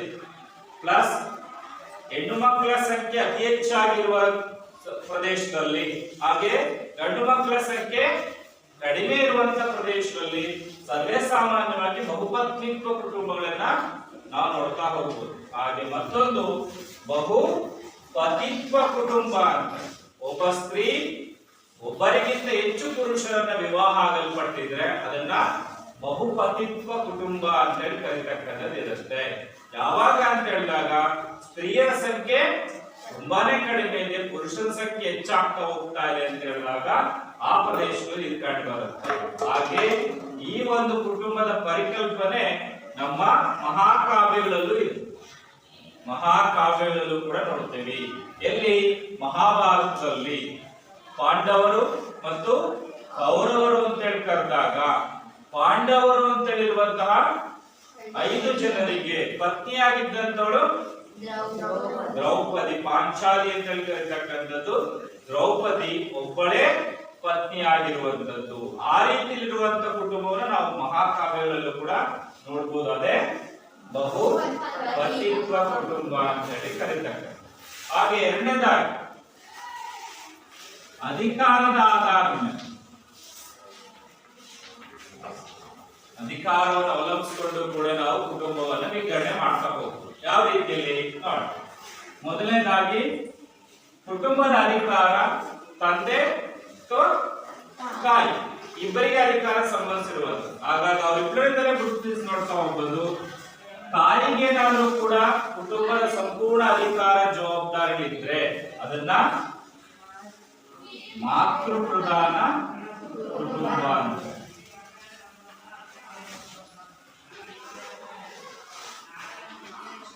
ಮಾತೃಪ್ರಧಾನ ಕುಟುಂಬ. ಇಂಥ ಕುಟುಂಬಗಳಲ್ಲಿ ಆ ಕುಟುಂಬದ ಹಿರಿಯ ಸ್ತ್ರೀ, ಆ ಕುಟುಂಬದ ಹಿರಿಯ ಮಹಿಳೆಗೆ ಸಂಪೂರ್ಣ ಕುಟುಂಬದ ಜವಾಬ್ದಾರಿ ಇರುವಂತದ್ದು ಇರುತ್ತೆ. ಓಕೆನಾ? ಆಸ್ತಿಯ ಎಲ್ಲ ಅಧಿಕಾರಗಳು ಕೂಡ ಆ ಕುಟುಂಬದ ಹಿರಿಯ ಸ್ತ್ರೀಗೆ ಸಂಬಂಧಿಸಿರುತ್ತೆ. ಆ ಹಿರಿಯ ಸ್ತ್ರೀ ಹೇಳಿದಂಗೆನೆ ಉಳಿದವರೆಲ್ಲರೂ ಕೂಡ ಕೇಳ್ತಾ ಇರಬೇಕಾಗುತ್ತೆ. ಆ ಹಿರಿಯ ಸ್ತ್ರೀಯ ಮಗಳ ಏನಾದ್ರು ಕೂಡ ವಿವಾಹ ಮಾಡಿದ್ರೆ ಆ ವಿವಾಹ ಆದಂತ ಪುರುಷ ಆ ಒಂದು ಹೆಂಡತಿಯ ಮನೆಗೆ ಬಂದು ನೆಲೆಸಬೇಕಾಗುತ್ತೆ. ಹೆಂಡತಿಯ ಮನೆಗೆ ಬಂದು ನೆಲೆಸಬೇಕಾಗುತ್ತೆ. ಆ ಹಿರಿಯ ಸ್ತ್ರೀಯ ನಂತರದಲ್ಲಿ ಅವರ ಮಗಳೇ ಕುಟುಂಬದ ಜವಾಬ್ದಾರಿಯನ್ನ ತೆಗೆದುಕೊಳ್ತಾಳೆ. ಈ ರೀತಿಯ ಕ್ರಮಗಳು ಬರ್ತಾವೆ. ಇವೆಲ್ಲಿ ಕಂಡು ಬರ್ತಾವ ಸರ್? ನಮ್ಮ ಭಾರತದಲ್ಲಿಯೇ ಕೇರಳದಲ್ಲಿರ್ತಕ್ಕಂಥ ನಾಯರ್ ಕುಟುಂಬಗಳಲ್ಲಿ, ಕೇರಳದ ನಾಯರ್ ಕುಟುಂಬಗಳಲ್ಲಿ ಮಾತೃಪ್ರಧಾನ ಕುಟುಂಬಗಳು ಕಂಡು ಬರುವಂತದ್ದಾಗಿ ನಾವು ನೋಡ್ತಾ ಹೋಗ್ಬೋದಾಗಿದೆ. ಇದು ವಿರುದ್ಧವಾಗಿರುವಂತಹ ಕುಟುಂಬದ ಜವಾಬ್ದಾರಿಯನ್ನ ತಂದೆ ವಹಿಸಿಕೊಂಡಿದ್ದು ಅದನ್ನೇನಂತ ಕರೀತೇವೆ? ಪಿತೃಪ್ರಧಾನ ಕುಟುಂಬ. ಹಾಗಾದ್ರೆ ಇಲ್ಲಿ ನಮ್ಮ ಊರುಗಳಲ್ಲಿ ನೋಡ್ತಾ ಹೋದಾಗ ಸರ್ವೇ ಸಾಮಾನ್ಯವಾಗಿ ನಮ್ಮ ಕುಟುಂಬದ ಜವಾಬ್ದಾರಿ ಯಾರು ಹೊಂದಿರ್ತಾರೆ? ತಂದೆಗಳೇ ಹೊಂದಿರುವಂತದ್ದು ಇರುತ್ತೆ. ಹೌದಲ್ವಾ? ಹಾಗಾದ್ರೆ ಯಾರಾದ್ರೂ ಕೂಡ ಹೇಳ್ಬೋದು, ನಿಮ್ಮ ಮನೆಗಳಲ್ಲಿ ಯಾರಾದ್ರೂ ಕೂಡ ನಮ್ಮ ಮನೆಯಲ್ಲಿ ತಾಯಿ ಅವರೇ ಎಲ್ಲಾ ಕುಟುಂಬದ ಜವಾಬ್ದಾರಿ ಒಳಗೊಂಡಿರೋರು ಇದ್ದಾರೆ ಅಂತಂದ್ರೆ ಯಾರಾದ್ರೂ ಕೈ ಅಂತ ಹೇಳ್ಬೋದು. ನಮ್ಮ ಮನೆಯ ಜವಾಬ್ದಾರಿಯನ್ನ ನಮ್ಮ ತಾಯಿ ನಿಭಾಯಿಸ್ಕೊಂಡು ಹೋಗ್ತಾರೆ. ನಮ್ಮ ತಾಯಿಯವರು ಹೇಳ್ದಂಗೆನೆ ಎಲ್ಲಾ ಕೆಲಸ ಕಾರ್ಯಗಳು ನಡೆಯೋದು ಅಂತ ಯಾವರಿದಾವ ನಾವು. ಹಾಗಾದ್ರೆ ನಮ್ಮ ಮನೆಯಲ್ಲಿ ನಮ್ಮ ತಂದೆ ಹೇಳಿದಂಗೆ ಅಥವಾ ನಮ್ಮ ಅಜ್ಜ ಹೇಳಿದಂಗೆ ಅಥವಾ ನಮ್ಮ ದೊಡ್ಡಪ್ಪ ಹೇಳಿದಂಗೆ ಒಟ್ಟಾರೆಯಾಗಿ ಕುಟುಂಬದ ಹಿರಿಯ ಪುರುಷ ಹೇಳಿದಂಗೆನೆ ಎಲ್ಲವೂ ಕೂಡ ನಡ್ಕೊಂಡು ಹೋಗ್ತವೆ ಎನ್ನುವಂತವ್ರು ಯಾರಾದ್ರೂ ಇದ್ರೆ ಕೈ ಎತ್ತಿ. ಎರಡಕ್ಕೂ ಇಲ್ಲ. ಆಲ್ಮೋಸ್ಟ್ ಆಗಾರೆ ನಮ್ಮಲ್ಲಿರುವಂತಹ ಕುಟುಂಬಗಳೆಲ್ಲವೂ ಕೂಡ ಪಿತೃಪ್ರಧಾನ ಕುಟುಂಬಗಳೇ ಆಗಿರುವಂಥದ್ದು. ಪಿತೃಪ್ರಧಾನ ಕುಟುಂಬಗಳಿರ್ತಾವೆ. ಇಲ್ಲಿ ಇಡೀ ಕುಟುಂಬದ ಆಸ್ತಿ ಪಾಸ್ತಿಗಳೆಲ್ಲವೂ ಕೂಡ ಆ ಕುಟುಂಬದ ಹಿರಿಯನ ಹೆಸರಿನಲ್ಲಿರ್ತಾವೆ. ಅವ್ರು ಹೇಳಿದಂಗೆ ಎಲ್ಲಾ ಕಾರ್ಯಚಟುವಟಿಕೆ ನಡೀತಾ ಹೋಗ್ಬೇಕು. ತನ್ನ ಮಗನಿಗೆ ವಿವಾಹ ಮಾಡಿದರೆ ಆಗ ವಿವಾಹವಾದಂತಹ ಸ್ತ್ರೀ ಗಂಡನ ಮನೆಗೆ ಬಂದು ನೆಲೆಸಬೇಕಾಗುತ್ತೆ. ಮಗಳಿಗೆ ಏನಾದ್ರು ವಿವಾಹ ಮಾಡಿದ್ರೆ ಅವಳು ಗಂಡನ ಮನೆಗೆ ಹೋಗಿ ನೆಲೆಸುವಂತ ಪರಿಕ್ರಮಗಳು ನಮ್ಮಲ್ಲಿರುವಂತ ಸರ್ವೇ ಸಾಮಾನ್ಯ. ಓಕೆನಾ? ಆ ರೀತಿಯಲ್ಲಿರುವಂತಹ ವಿಧಗಳಾಗಿ ನಾವು ನೋಡ್ತಾ ಹೋಗ್ತೀವಿ. ನೆಕ್ಸ್ಟ್ ಮೂರನೇದಾಗಿರುವಂತದ್ದು ಗಾತ್ರದ ಆಧಾರದ ಮೇಲೆ ನಾವು ನೋಡ್ತಾ ಹೋಗ್ಬೋದಾಗಿದೆ ಕುಟುಂಬದ ವಿಧಗಳನ್ನ. ಇದನ್ನ 2 ವಿಧಗಳಾಗಿ ವಿಂಗಡಣೆ ಮಾಡ್ತಾ ಹೋಗ್ತೀವಿ. ಗಾತ್ರ ಅಂದ ತಕ್ಷಣ ಗೊತ್ತಾಗುತ್ತೆ. ನೀವು ನೋಡ್ಬೋದು, ಇಲ್ಲೊಂದು ಚಿತ್ರ ಇದೆ. ಎಷ್ಟು ಜನ ಇದ್ದಾರೆ? 4 ಜನ ಇದ್ದಾರೆ. ಹಾಗೆ ಗುರುತಿಸ್ತಾ ಹೋದ್ರೆ ವಯಸ್ಸಿಗೆ ಅನುಗುಣವಾಗಿ ಐಡೆಂಟಿಫೈ ಮಾಡಬಹುದು ಯಾರ್ಯಾರಿದ್ದಾರೆ ಅದರಲ್ಲಿ. ಮೋಸ್ಟ್ಲಿ ತಂದೆ ತಾಯಿ ಮತ್ತು ಅವರ ಮಕ್ಕಳು ಮಾತ್ರ ಇರುವಂತದ್ದಿದೆ, ಹೌದಿಲ್ಲ? ಹಾಗೆ ಇನ್ನೊಂದು ಚಿತ್ರ ತೋರಿಸ್ತದೆ. ಇಲ್ಲ, ತುಂಬಾ ಜನರಿರುವಂತದ್ದಿದೆ. ನೋಡಿದಾಗ ಗೊತ್ತಾಗುತ್ತೆ ಅದ್ರಲ್ಲಿ ಯಾರ್ಯಾರು ಇದ್ದಾರೆ ಅಂತ ಹೇಳಿ. ವಯಸ್ಸಾಗಿರುವಂತ ಅಜ್ಜ ಅಜ್ಜಿಯರು ಇದ್ದಾರೆ. ನಮ್ಮ ತಂದೆ ತಾಯಿಯಂದಿರಿಗೆ ಸಮಾನ ವಯಸ್ಕರಾಗಿರ್ತಕ್ಕಂಥವ್ರು ಇದ್ದಾರೆ, ಬಹಳ ಜನ ಇದ್ದಾರೆ. ಇಬ್ಬರೇ ಇಲ್ಲ, ತಂದೆ ತಾಯಿ ಮಾತ್ರ ಇಲ್ಲ, ಅವ್ರ ವಯಸ್ಸಿಗೆ ಅನುಗುಣವಾಗಿದ್ದಾರೆ ಬಹಳ ಜನ ಇದ್ದಾರೆ. ಪ್ಲಸ್ ಮಕ್ಕಳು ತುಂಬಾ ಇರುವಂತದ್ದಿದೆ, ಮಕ್ಕಳು ಕೂಡ ಇರುವಂತದ್ದಾಗಿದೆ, ಹೌದಿಲ್ವಾ? ಆಗ ನೋಡಿ, ತಲೆಮಾರುಗಳಂತೂ 3 ಆಗಬೇಕು. ಅಜ್ಜ ಅಜ್ಜಿ ಎನ್ನುವಂಥವರು ಒಂದು ತಲೆಮಾರಿಗೆ ಸಂಬಂಧಿಸಿರುವುದು. ಹಾಗೆ ತಂದೆ ತಾಯಿಗಳು ಅವರ ಅಣ್ಣ ತಮ್ಮಂದಿರು, ನಮ್ಮ ತಂದೆ ತಾಯಿಗಳ ಅಣ್ಣ ತಮ್ಮಂದಿರು ಅಕ್ಕ ತಂಗಿಯರಿದ್ರೆ ಅವ್ರದೊಂದು ತಲೆಮಾರು. ಪ್ಲಸ್ ನಂತರದಲ್ಲಿ ನಾವುಗಳು, ನಮ್ಮ ತಲೆಮಾರು, ನಾವು ನಮ್ಮ ಚಿಕ್ಕಪ್ಪನ ಮಕ್ಕಳು, ನಮ್ಮ ದೊಡ್ಡಪ್ಪನ ಮಕ್ಕಳು ಅಂತ ಕರೀತಕ್ಕಂಥದ್ದು ಒಂದು ತಲೆಮಾರು. ಕೆಲವು ಸಂದರ್ಭಗಳಲ್ಲಿ ನಮ್ಮ ಅಜ್ಜರ ತಂದೆ ತಾಯಿಗಳು ಕೂಡ ಬದುಕಿರಬಹುದು, ಅವರು ಕೂಡ ಇರುವಂತದ್ದು ಕೂಡ ಕುಟುಂಬಗಳು ಕಂಡು ಬರ್ತವೆ. ಹಾಗಾಗಿ ಅವುಗಳು ಕೂಡ ವಿಸ್ತೃತವಾಗಿರುವಂತವು ಇರ್ತವೆ. ಓಕೆ, ಆ ರೀತಿಯಲ್ಲಿ ನೋಡ್ತಾ ಹೋದಾಗ ನಮಗೆ 2 ವಿಧವಾಗಿ ಗಾತ್ರದ ಆಧಾರದ ಮೇಲೆ ಕುಟುಂಬಗಳನ್ನ ವಿಂಗಡಿಸಬಹುದು. ಅದರ ಯಾವುವು? ಗಾತ್ರದ ಆಧಾರದ ಮೇಲೆ ಮೊದಲನೇದಾಗಿ ವಿಭಕ್ತ ಕುಟುಂಬ ಅಂತ.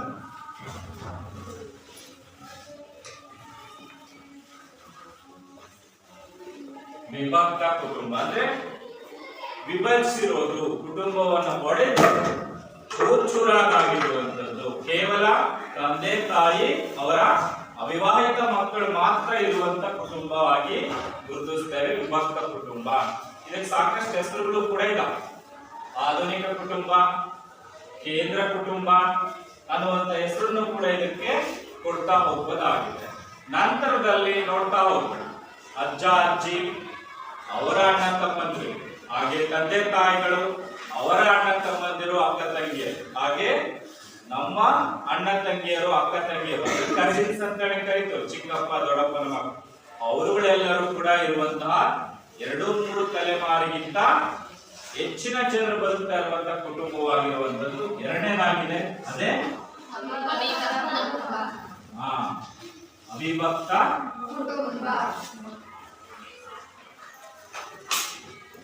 ಕುಟುಂಬ ಅಂತ ಹೇಳಿ ಕರೀತಾ ಹೋಗುವಂತ ಮತ್ತೊಂದು ವಿಧವಾಗಿ ನಾವು ನೋಡ್ತಾ ಇದ್ದೀವಿ. ಓಕೆನಾ? ನೋಡೋಣ. ಇವುಗಳು ನೋಡ್ತಾ ಹೋದಾಗ ನಿಮಗೆ ಹೇಗಿರ್ಬೋದು ಆ ಕುಟುಂಬಗಳು ಅಂತ ಹೇಳಿ ಪರಿಕಲ್ಪನೆ ನೋಡುತ್ತಾ ಆ ವಿಭಕ್ತ ಕುಟುಂಬ ಅಂದ್ರೆ ಹೇಗಿರುತ್ತೆ ತೋರಿಸ್ತೇನೆ ನಾನು. ಇವುಗಳು ನೋಡಿದಾಗ ನಿಮಗೆ ಏನ್ ಅನ್ಸುತ್ತೆ, ಯಾವ ರೀತಿಯಲ್ಲಿ ಇರ್ತದೆ, ಇವರ ಜೀವನ ಶೈಲಿ ಹೇಗಿರ್ಬೋದು. ಒಂದು ಕುಟುಂಬ ಅಂತೇಳಿ ನೀವು ಕೂಡ ಒಂದು ಕುಟುಂಬದಲ್ಲಿ ಬದುಕ್ತಾ ಇದ್ದಾಗ ಹೀಗಿದ್ರೆ ಚಂದನೋ ಅಥವಾ ಹೀಗಿದ್ರೆ ಚೆನ್ನಾಗೋ ಯಾರಾದ್ರೂ ಕೂಡ ಹೇಳ್ತಾ ಹೋಗ್ಬೋದು. ಮೊದಲು ಇದು ನೋಡಿದ ತಕ್ಷಣ ಈ ತರದ ಕುಟುಂಬದ ಶೈಲಿಯನ್ನು ನೋಡಿದಾಗ ಇದು ಲಕ್ಷಣಗಳು ನಿಮಗೆ ಏನಂತ ಕಂಡು ಬರ್ತವೆ ಕಣ್ಣಿಗೆ.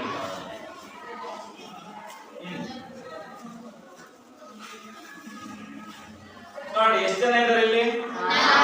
4 ಜನ. ಹಂಗಾರೆ ಸಂಖ್ಯೆ ಏನಾಗಿರುತ್ತೆ? ಗಾತ್ರ ಚಿಕ್ಕ ಗಾತ್ರದಿಂದ ಕೂಡಿರುತ್ತೆ, ಹೌದಾ ಇಲ್ಲ?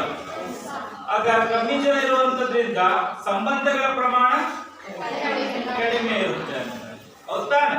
ಹಾಗಾದ್ರೆ ಇಲ್ಲಿ ಮಕ್ಕಳನ್ನ ಪ್ರಶ್ನಿಸುವಂತವ್ರು, ಅವರ ಮೇಲೆ ಗಮನ ಹರಿಸುವಂತವ್ರು ಎಷ್ಟು ಜನ? ಹಾಗಾದ್ರೆ ಅವರ ರಕ್ಷಣೆಯನ್ನ, ಮಕ್ಕಳ ರಕ್ಷಣೆಯನ್ನ ಕಾಪಾಡುವಂತ ಜವಾಬ್ದಾರಿಗಳು ಕೂಡ ಕಡಿಮೆ ಆಗೋಗ್ತವೆ. ಪ್ಲಸ್ ಸಂಖ್ಯೆ ಕಡಿಮೆ ಇರೋದ್ರಿಂದ ಇಲ್ಲಿರುವಂತ ಕುಟುಂಬದ ಸದಸ್ಯರಿಗೆ ಸ್ವಾತಂತ್ರ್ಯ, ಹೆಚ್ಚು ಸ್ವಾತಂತ್ರ್ಯ ಸಿಗುತ್ತೆ. ಹಾಗಾದ್ರೆ ಹೇಗ್ ಬೇಕಾದ್ರೂ ಅವ್ರು ವರ್ತಿಸೋದಿಕ್ಕೆ ಅವಕಾಶ ಆಗುತ್ತಲ್ವಾ? ಕೆಲವು ಸತಿ ಒಳ್ಳೆ ದಾರಿನೂ ಹೋಗ್ಬೋದು, ಕೆಟ್ಟ ದಾರಿಗಳು ಕೂಡ ಹೋಗ್ಬೋದು. ಆದ್ರೆ ನೋಡ್ರಿ, ಈಗ ಅವಿಭಕ್ತ ಕುಟುಂಬದಲ್ಲಿ ಗಾತ್ರ ಎಷ್ಟಿದೆ? ದೊಡ್ಡ ಗಾತ್ರವಾಗಿರುವಂತ ಇವರೆಲ್ಲರೂ ಕೂಡ ಒಂದೇ ಕುಟುಂಬದಲ್ಲೇ ವಾಸವಾಗಿರ್ತಾರೆ. ಹಾಗಾಗಿ ಇರ್ತಕ್ಕಂಥವ್ರು ಎಲ್ಲರ ಮೇಲೂ ಕೂಡ ಕಂಟ್ರೋಲ್ ಇರುತ್ತೆ. ಹೇಗೆ? ಮಕ್ಕಳೆಲ್ಲಾದ್ರೂ ಕೂಡ ಏನೇ ಮಾಡ್ತಿದ್ದಾರೆ ಅಂತ ಹೇಳಿದ್ರೆ ಎಷ್ಟು ಜನರು ಗಮನಿಸ್ಕೊಳ್ತಾರೆ? ಅಜ್ಜ ಅಜ್ಜಿಯನ್ನ ನೋಡ್ತಿರ್ತಾರೆ, ಗೊತ್ತಾನೆ, ಚಿಕ್ಕಪ್ಪ ದೊಡ್ಡಪ್ಪಂದಿರು ನೋಡ್ತಿರ್ತಾರೆ, ಅತ್ತೆ ಮಾವಂದಿರು ಗಮನಿಸುವಂತದ್ದಿರುತ್ತೆ, ಅಣ್ಣ ಅಕ್ಕಂದಿರು ಗಮನಿಸುವಂತದ್ದಿರುತ್ತೆ. ಇಷ್ಟು ಜನರಿಂದ ರಕ್ಷಣೆ ಒಳಪಡ್ತಾರೆ ಇಲ್ಲಿ. ಹಾಗಾಗಿ ಇಲ್ಲಿ ಸ್ವತಂತ್ರ ಎನ್ನುವಂಥದ್ದಿರಲ್ಲ. ಕಾರ್ಯಗಳೇನಾಗ್ತಾವ? ಮನೆ ಕೆಲಸಗಳಿಲ್ಲಿ ವಿಭಜನೆ ಆಗ್ತಾವ, ಹಂಚ್ಕೊಳ್ತಾರೆ ಎಲ್ಲರೂ. ಈ ಕೆಲಸ ಇವ್ರದ್ದು, ಈ ಕೆಲಸ ಇವ್ರು ಮಾಡ್ಬೇಕು, ಅಡಿಗೆ ಕೆಲಸ ಇವ್ರದ್ದು, ಹೊರಗಡೆ ದುಡ್ಕೊಂಡು ಬರೋ ಕೆಲಸ ಇವ್ರದ್ದು, ಕಚೇರಿಗಳ ಕೆಲಸ ಮಾಡ್ಕೊಂಡು ಬರ್ಬೇಕಾದ್ರೆ ಇವ್ರ ಜವಾಬ್ದಾರಿ, ಹಣಕಾಸಿನ ವ್ಯವಹಾರ ನೋಡ್ಕೊಂಡು ಹೋಗ್ಬೇಕಾದ್ದು ಇವ್ರ ಜವಾಬ್ದಾರಿ ಅನ್ನುವಂತ ರೀತಿಯಲ್ಲಿ ಕೆಲಸಗಳನ್ನ ಹಂಚ್ಕೊಳ್ತಾರೆ. ಪ್ಲಸ್ ಇಡೀ ಕುಟುಂಬ ಬೃಹದಾಕಾರವಾಗಿದ್ರು ಕೂಡ ಇಡೀ ಕುಟುಂಬ ಒಂದೇ ಧರ್ಮವನ್ನೇ ಅವಲಂಬಿಸ್ಕೊಂಡು ಹೋಗ್ತಾ ಇರುತ್ತೆ. ಗೊತ್ತಾನೆ? ಆಗಿದ್ದಾಗ ಮಾತ್ರ ಅದನ್ನ ಅವಿಭಕ್ತ ಕುಟುಂಬ ಅಂತ ಹೇಳಿ ಕರೆಯೋದು. ಒಂದಷ್ಟು ಜನ ಒಂದ್ ಧರ್ಮ, ಇನ್ನೊಂದಷ್ಟು ಜನ ಇನ್ನೊಂದು ಧರ್ಮವನ್ನು ಪಾಲನೆ ಮಾಡ್ತಾ ಇದ್ದಾಗ ಅವ್ರು ಒಂದೇ ಕುಟುಂಬದೊಳಗೆ ಬರೋದಿಕ್ಕ ಆಗೋದಿಲ್ಲ. ಆ ರೀತಿಯಲ್ಲಿ ಇವುಗಳ ವ್ಯತ್ಯಾಸಗಳನ್ನ ನಾವು ಕೂಡ ನೋಡ್ತಾ ಹೋಗ್ತೀವಿ. ಹಾಗಾದ್ರೆ ಒಂದು ಕೆಲಸ ಮಾಡ್ರಿ, ನಾಳೆ ಬರ್ಬೇಕಾದ್ರೆ ಇವುಗಳ ಲಕ್ಷಣಗಳನ್ನ ಬರ್ಕೊಂಡ್ಬರ್ಬೇಕು. ವಿಭಕ್ತ ಕುಟುಂಬದ ಲಕ್ಷಣಗಳು ಏನಿರ್ತಾವೆ, ಹಾಗೆ ಅವಿಭಕ್ತ ಕುಟುಂಬದ ಲಕ್ಷಣಗಳು ಹೇಗಿರ್ತಾವೆ, ಅವುಗಳ ಲಕ್ಷಣಗಳೇನು ಅಂತೇಳಿ ನೀವು ನೋಡ್ಕೊಂಡು ತಿಳ್ಕೊಂಡು ಅರ್ಥೈಸ್ಕೊಂಡು ಬರ್ಕೊಂಡು ಬರ್ಕೊಂಡ್ಬರ್ತೀರಾ? ಹಾಗಿದ್ದಾಗ ಈ ರೀತಿಯ ವಿಧಗಳನ್ನ ನಾವು ನೋಡ್ತಾ ಹೋಗ್ಬೋದಾಗುತ್ತೆ. ಅಂತಿಮವಾದಂತ ರೀತಿಯಲ್ಲಿ ಇವತ್ತಿನ ದಿನಮಾನಗಳಲ್ಲಿ ನಾವು ನೋಡ್ತಾ ಹೋದಾಗ ಈ ಮಾದರಿಯ ಕುಟುಂಬಗಳನ್ನ ನೋಡ್ತಾ ಹೋದಾಗ ಇವುಗಳಲ್ಲೇ ಅತಿ ಹೆಚ್ಚು ಪ್ರಮಾಣದ ಕುಟುಂಬಗಳನ್ನು ವೀಕ್ಷಣೆ ಮಾಡಕ್ ಸಾಧ್ಯ. ವಿಧದ ಆಧಾರದ ಮೇಲೆ ನೋಡ್ತಾ ಹೋದಾಗ ಈ ವಿಧದ ಕುಟುಂಬಗಳನ್ನು ಸೂಕ್ಷ್ಮವಾಗಿ ಗುರುತಿಸ. ಪ್ರಸ್ತುತ ಇಂದಿನ ಆಧುನಿಕ ಸಮಾಜಗಳಲ್ಲಿ ಈ ಎರಡು ವಿಧದ ಕುಟುಂಬಗಳಲ್ಲಿ ಯಾವ ವಿಧದ ಕುಟುಂಬ ಜಾಸ್ತಿ ಇದೆ? ವಿಭಕ್ತ ಕುಟುಂಬಗಳ ಪ್ರಮಾಣನೆ ಜಾಸ್ತಿ ಆಗಿರುವಂತದ್ದು. ಅರ್ಥಾತ್ ನೀವ್ ಹೇಳಿದಾಗಲೇ ಹೇಳ್ಬೋದಾದರೆ ಹಂಗಾರೆ ಈ ಅವಿಭಕ್ತ ಕುಟುಂಬಗಳು ಹಿಂದೆ ಇದ್ದಂತವು ಅಂತ ಹೌದಾನೆ? ಹಿಂದೆ ಅತಿ ಹೆಚ್ಚಾಗಿರುವ ಅವಿಭಕ್ತ ಕುಟುಂಬಗಳು, ಆದ್ರೆ ಈಗ ವಿಭಕ್ತ ಕುಟುಂಬಗಳ ಸಂಖ್ಯೆ ಜಾಸ್ತಿ ಆಗ್ತಿದೆ. ಹಂಗಾರೆ ಇದಕ್ಕೆ ಏನ್ ಕಾರಣಗಳಿರ್ಬೋದು? ವಿಭಕ್ತ ಕುಟುಂಬಗಳಿದ್ದಂತವು ವಿಭಕ್ತ ಕುಟುಂಬಗಳಾಗಿ ಒಡೆದೋಗೋದಿಕ್ಕೆ ಕಾರಣಗಳೇನಿರ್ಬೋದು? ಯೋಚನೆ ಮಾಡೋಣ.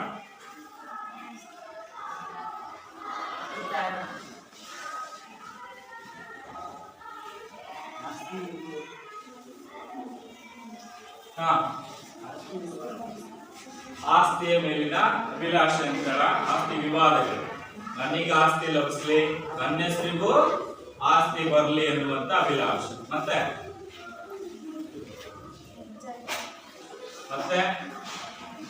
ಚಿಕ್ಕದಾಗಿದ್ರೆ ಕುಟುಂಬದಲ್ಲಿ ಏನಿರುತ್ತೆ ಅಂತ ಹೇಳಿದ್ರೆ ಬಯಸ್ತಿರಲಿಲ್ಲ ನೀವುಗಳು? ಸ್ವತಂತ್ರ ಬೇಕು ಅಂತ ಹೇಳಿ ಅಲ್ಲಿಗೆ ಹೋಗ್ಬೇಡ, ಇಲ್ಲಿಗೆ ಹೋಗ್ಬೇಡ, ಅಲ್ಲಿಗೆ ಯಾಕೆ ಹೋಗ್ತೀಯಾ, ಇಲ್ಲಿಗೆ ಯಾಕೆ ಹೋಗ್ತೀಯಾ ಅಂತ ಹೇಳಿ ಅನ್ನುವಂಥವ್ರೆ ನಿಮ್ಮ ಮನೆಯಲ್ಲಿ ಜಾಸ್ತಿ. ನಿಮಗೇನ್ ಅನ್ಸುತ್ತೆ? ಮನಸ್ಸಿಗೆ ಹಿಂಸೆ ಆಗತ್ತೆ. ಹಾಗಾಗಿ ಸ್ವತಂತ್ರದ ಬಯಕೆಯಿಂದಲೂ ಕೂಡ ತಾನೆ ಬಹಳ ಜನ ಮನೆ ತುಂಬಾ ಇರೋದು ಅಂತ ಇಷ್ಟ ಆಗುತ್ತೋ, ಕಡಿಮೆ ಜನ ಇದ್ರೆ ಚಂದ ಅನ್ಸುತ್ತೋ? ಹಾಗಿದ್ರೆ ಈಗ ಅವಿಭಕ್ತ ಕುಟುಂಬಗಳು ಇರ್ಬೇಕಿತ್ತಲ್ಲ. ಮತ್ತೆ ಬಹಳ ಜನ ಇರೋದು ಬೇಡಪ್ಪ, ಇರ್ಬೇಕು ಅಂತೇಳಿ ಬಯಸೋದೇ ಜಾಸ್ತಿ. ಹಂಗಾರು ವೈಯಕ್ತಿಕತೆ. ನಿಮ್ಮನೆಯಲ್ಲಿ ಒಂದು 5-6 ಜನ ನಿಮ್ಮ ಮಕ್ಕಳು ನಿಮ್ಮ ವಯಸ್ಸಿನವರೇ ಇತ್ತು, ಅವರೆಲ್ಲರಿಗೂ ಕೂಡ ನಿಮ್ಮ ಮನೆಯಲ್ಲಿರುವಂತವ್ರು ಏನಾದ್ರು ಬಟ್ಟೆ ತೆಗೆದುಕೊಂಡು ಬರ್ಬೇಕು ಅಂತ ಬಂದಾಗ, ಎಲ್ಲರಿಗೂ ಕೂಡ ತಂದ್ಕೊಡ್ಬೇಕು ಅಂತ ಬಂದಾಗ ಅತಿ ಹೆಚ್ಚು ಬೆಲೆಯ ವಸ್ತು ತಂದ್ಕೊಡಕ್ ಆಗತ್ತಾ? ಇಲ್ಲ. ಅವಾಗ ಏನ್ ಅನ್ಸುತ್ತೆ ನಿಮಗೆ? ನಾವು 4 ಜನ ಇರೋ ಬದ್ಲಿ ಇಬ್ಬರೇ ಇದ್ದಿದ್ರೆ ಅವ್ರಿಬ್ಬರು ತಂದ್ಕೊಟ್ಟಿರುವಂತ ಮೌಲ್ಯದ ವಸ್ತು ನಮಗೆ ಸಿಕ್ತಿತ್ತಲ್ವಾ ಅನ್ನುವಂತ ಆಸೆ ಬರಲ್ವಾ? ಮತ್ತೆ ಆ ವೈಯಕ್ತಿಕತೆ, ಸ್ವಾತಂತ್ರ್ಯ ಪ್ಲಸ್ ಹಾಗೆ ಹೇಳ್ತೀವಿ, ವೈಯಕ್ತಿಕತೆ, ಸ್ವಾತಂತ್ರ್ಯಗಳು.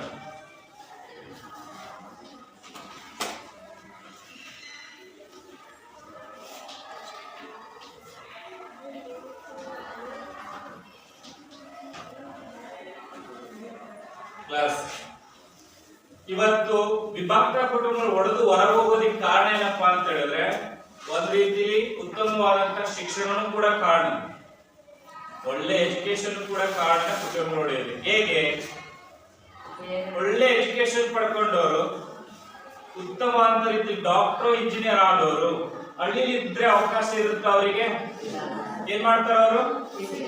ಸಿಟಿಗಳಿಗೆ ಹೋಗ್ತಾರೆ. ಹಾಗಾಗಿ ಒಂದೊಂದ್ಸತಿ ಉತ್ತಮ ಎಜುಕೇಶನ್ ಕೂಡ, ಅದರಲ್ಲೂ ಇಂತ ಕೃಷಿ ಮಾಡ್ಕೊಂಡು ಹೋಗೋದು ಅಥವಾ ಇಲ್ಲಿದ್ದೇ ಕೆಲಸ ಮಾಡ್ಕೊಂಡು ಹೋಗೋದಾದ್ರೆ ಸರಿ, ತಾಂತ್ರಿಕತೆ ಆಧಾರಿತ ಶಿಕ್ಷಣ ಪಡ್ಕೊಂಡಾಗ ಅವರಾಗ ಹೊರಗೆ ಹೋಗ್ಲೇ ಬೇಕಾಗುತ್ತೆ. ಹಾಗಾಗಿ ಅದು ಕೂಡ ಕಾರಣ ಆಗುತ್ತೆ. ಇವತ್ತಿರುವಂತಹ ತಾಂತ್ರಿಕತೆಯೂ ಕೂಡ ಕಾರಣ. ಹಾಗೆ ಮತ್ತೆ ಅಂಶ ಕಾರಣ ಆಗ್ಬೋದು ವಿಭಕ್ತ ಕುಟುಂಬಗಳು ಹೆಚ್ಚಾಗೋದಿಕ್ಕೆ. ನೋಡಿ, ಯೋಚನೆ ಮಾಡಿ, ನಿಮ್ಮ ಕುಟುಂಬಗಳು ವಿಭಕ್ತ ಕುಟುಂಬಗಳಂತೆಲ್ಲ ನೀವೇ ಒಪ್ಕೊಂಡಿರಲ್ಲ.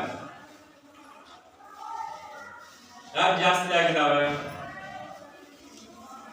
ವಿಘಟನೆ ಯಾಕೆ ಆಗ್ತಾ ಇದಾವೆ ಕುಟುಂಬಗಳು? ನಮ್ಮ ಅಭಿಲಾಷೆಗಳು, ನಮ್ಮ ಆಕಾಂಕ್ಷೆಗಳು ಕೂಡ ಅದಕ್ಕೆ ಕಾರಣೀಭೂತ ಆಗ್ತಾ ಇರುವಂತವಿದ್ದಾವೆ. ಸರಿನಾ? ಆ ಕಾರಣಗಳಿಂದಾಗಿದೆ ಇವತ್ತು ವಿಭಕ್ತ ಕುಟುಂಬಗಳ ಸಂಖ್ಯೆ ಹೆಚ್ಚಾಗ್ತಾ ಇದೆ, ಅವಿಭಕ್ತ ಕುಟುಂಬಗಳ ಸಂಖ್ಯೆ ಕಡಿಮೆ ಆಗ್ತಾ ಇದೆ. ಹಾಗಾಗಿ ಇವರು ಒಳಪಟ್ಟಂತೆ ಮುಂದುವರೆದಾಗ, ಆಗ ಇತ್ತೀಚಿನ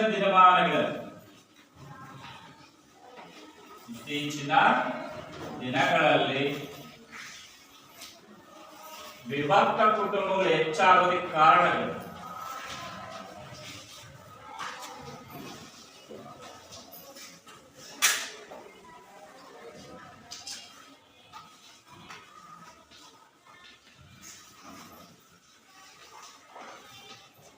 ವಿಭಕ್ತ ಕುಟುಂಬಗಳು ಹೆಚ್ಚಾಗೋದಕ್ಕೆ ಅಥವಾ ಅವಿಭಕ್ತ ಕುಟುಂಬಗಳು ಕಡಿಮೆ ಆಗೋದಕ್ಕೆ ಕಾರಣಗಳನ್ನ ಇವುಗಳನ್ನು ಒಳಗೊಂಡಂತೆ ಇನ್ಯಾವ ಅಂಶಗಳ ಕಾರಣ ಇರ್ಬೋದು ಅಂತ ಹೇಳು ನಾಳೆ ನೀವು ತಿಳ್ಕೊಂಡ್ ಬಂದು ಹೇಳಬೇಕು. ಅದಕ್ಕೆ ಕಾರಣ ಸಹಿತವಾದ ವಿವರಣೆಯನ್ನ ಕೊಡ್ತೀರಾ?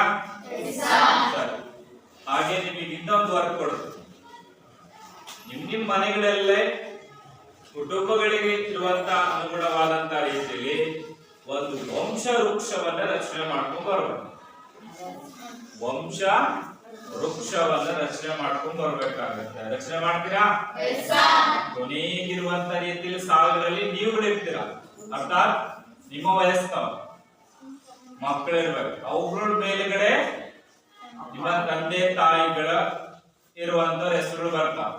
ಸರಿ, ನಿಮ್ಮ ತಂದೆ 4 ಜನ ಇದ್ರೆ ಅವ್ರ ಹೆಸರುಗಳು, ಅವರವರ ಮಕ್ಕಳು ಒಂದೇ ಕುಟುಂಬದಲ್ಲಿ ಇಲ್ಲ ಅಂದ್ರೆ ಬಿಡ್ಬೇಕು, ಅವ್ರ ಬಗ್ಗೆ ಬೇಡ, ನಿಮ್ ತಂದೆ ಹೆಸರು ಅಷ್ಟೇ. ಆಮೇಲೆ ಅವ್ರ ತಂದೆ ತಾಯಿಗಳು ಯಾರ್ಯಾರು, ಹಾಗೆ ಅವ್ರ ತಂದೆ ತಾಯಿಗಳು ಯಾರಿದ್ದಾರೆ ಅನ್ನೋದು ಎಲ್ಲಿವರೆಗೂ ನಿಮಗೆ ವಿಷಯಗಳು ತಿಳಿತಾವೋ ಅಲ್ಲಿವರೆಗೂ ಬರ್ಕೊಂಡ್ ಬರೋ ಪ್ರಯತ್ನ ಮಾಡಬೇಕು. ಅದೇ ನಿಮ್ಮ ವಂಶ ವೃಕ್ಷ ಕುಟುಂಬದ ಆಗಿರುತ್ತೆ.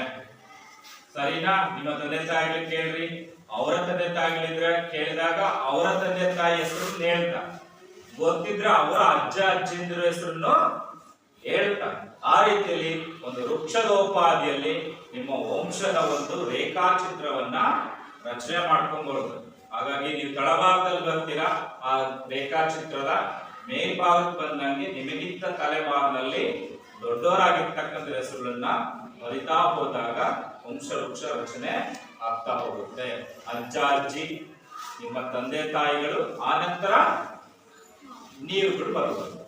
ಅದರ ಮೇಲ್ಪಟ್ಟಾಗಿ ಏನಾದ್ರು ಕೂಡ ಸಿಕ್ಕರ ಅವಕಾಶಗಳು ಅವುಗಳನ್ನು ಕೂಡ ರಚನೆ ಮಾಡಿಕೊಂಡು ಬರೋದು. ಓಕೆನಾ?